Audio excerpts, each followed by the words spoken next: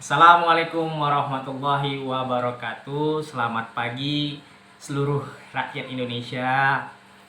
Selamat pagi untuk Presiden Republik Indonesia Bapak Jenderal Prabowo Subianto. Saya di sini mau menyampaikan keluh kesah dan sedikit informasi yang saya miliki sebagai rakyat, sebagai orang yang insya Allah memang dititipkan ilmu tentang e-commerce.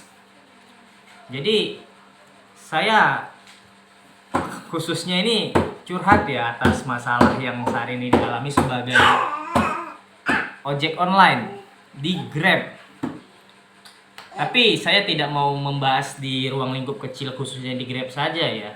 Saya ingin membahas hal yang lebih luas berdasarkan pengalaman saya selama ini dari bekerja sebagai customer service di PLN, pindah lagi di customer service perusahaan e-commerce, lalu berposisi di kurir salah satu e-commerce lain, lalu saya bekerja di sebagai inventory di gudang e-commerce lain. Jadi di sini saya langsung dapat ilmu dari pengalaman-pengalaman tersebut dan ingin menyampaikan ilmu tersebut, semoga bisa bermanfaat untuk pemerintah dan saya pribadi agar terlepas gitu ya dari tanggung jawab bahwa lu punya pengalaman, lu punya informasi, lu nggak memberitahu kepada pemerintah sehingga pemerintah bisa memperbaiki. Jadi saya sampaikan di sini agar pemerintah tahu lah gitu ya. Jadi saya informasikan tentang e-commerce dan perilaku online dulu ya. Gimana masyarakat itu berubah. Kebiasaan dulu kita belanja offline, datang ke pasar, ke Tanah Abang, ke Jatinegara, ke Mangga 2. Jadi itu dulu dilakukan secara online atau kita datang langsung gitu kan ya. Namun 10 tahun terakhir hal itu berubah. Dari perubahan tersebut akhirnya merubah sektor-sektor ekonomi. Yang sektor ekonomi ini berubah artinya bahkan terkikis dan hilang.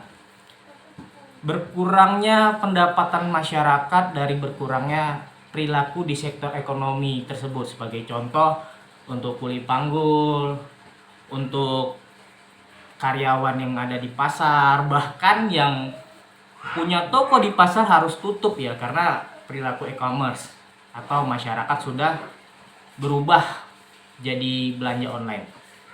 Di sini seharusnya kan kalau kita sadari ada pergeseran ya, bukan hanya perubahan dari pola hidup itu menghasilkan pergeseran perilaku.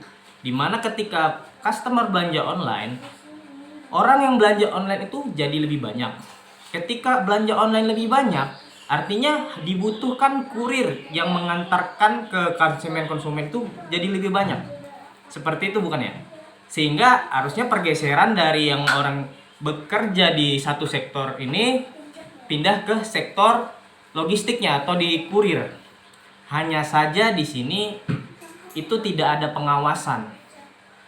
Jadi saya informasikan bahwa perusahaan online seperti Shopee ataupun Grab atau Gojek atau yang lain-lain, Lalamove dan ya yang banyak lainnya, ini tidak ada pengawasan dan mereka melakukan promosi untuk membuat seolah masyarakat agar lebih mudah belanja dan lebih murah.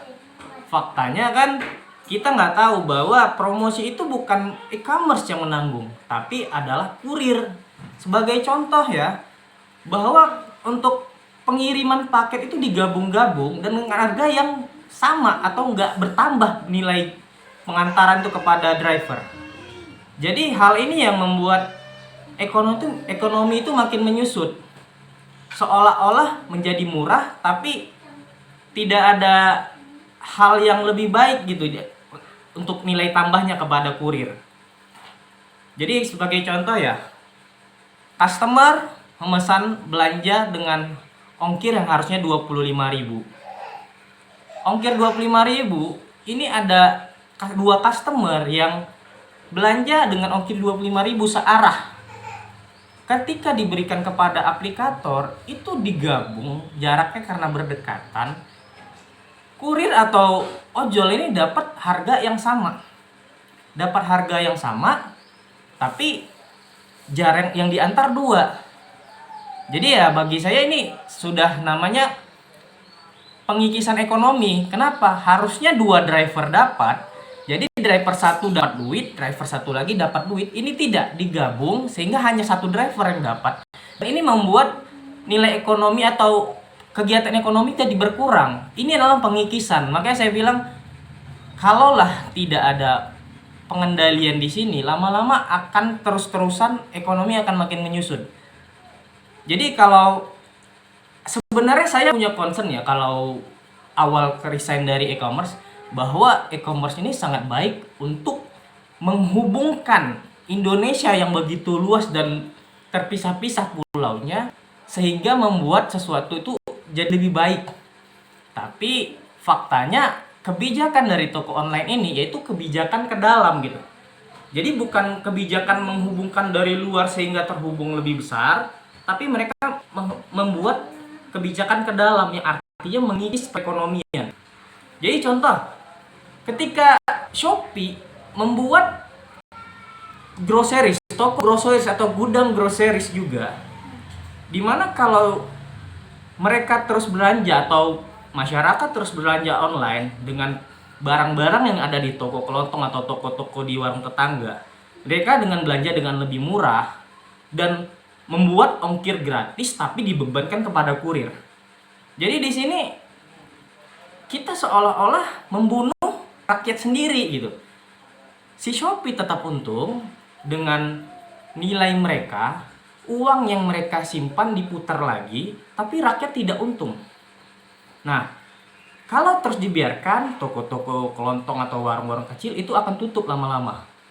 Dan kurir yang awalnya kerjanya nggak terlalu berat jadi makin berat, tapi penghasilan tidak bertambah. Makanya saya di sini concernnya ke logistik ya, logistik dan perilaku e-commerce yang tidak dibatasi atau tidak diawasi. Nah, niat saya dulu ketika resign dari e-commerce yaitu membuat e-commerce dengan menghubungkan misalnya daerah Padang, ada sesuatu yang produk atau hasil bumi yang banyak dan di situ menumpuk sehingga diperlukan untuk pengiriman ke daerah lain. Dengan adanya e-commerce kalau bekerja sama, itu artinya kan kita memiliki data lebih data sekian. Sehingga bisa dikirimkan dengan daerah-daerah mana yang butuh. Seperti itu niat hatinya dulu begitu kan. Tapi kalau e-commerce sekarang yang ada di Indonesia, Shopee atau Grab itu juga membuat namanya GrabMart. Mereka buat gudang atau toko sendiri. Jadi di sini tidak ada pengawasan dari pemerintah yang ujung-ujungnya akan mengikis perekonomian. Di sini tidak ada juga pengawasan untuk transportasi online berbasis kurir. Contoh kayak Lalamove, itu harga minimalnya di bawah 2.000, ada yang 1.400 per kilometer dan itu tidak ada pengawasan, artinya harusnya dikontrol dong minimal 2.000. Awalnya ojek online Gojek itu membuat biaya layanan pengiriman barang 20.000 yang kurir dapat. Sebenarnya ini bukan tanpa perhitungan ya. Kalau penumpang mesan 2 kali bolak-balik, artinya dia bayar 20.000.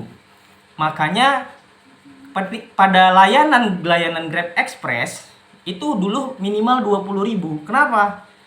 Karena kalau dia bolak-balik kenanya 20.000. Kalau dia mau ngantar sendiri, artinya silakan, nggak masalah. Nah, di sini sekarang aplikator tuh menghemat jadi 10.000 atau 11.000.